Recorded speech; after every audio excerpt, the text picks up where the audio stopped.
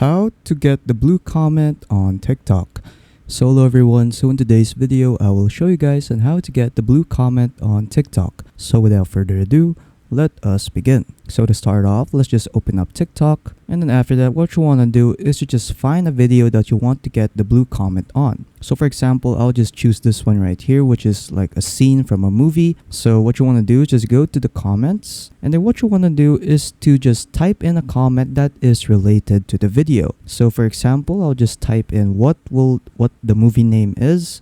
So for example, I'll just type in movie title and then a colon, and then let's just put no hard feelings, and then just click on send. And then what you want to do now is just wait until like a few minutes until you get the blue comment on your TikTok comment. So yeah, that's pretty much it on how to get the blue comment on TikTok. So if you found this video helpful, don't forget to leave a like and subscribe for more tech tips. That is all.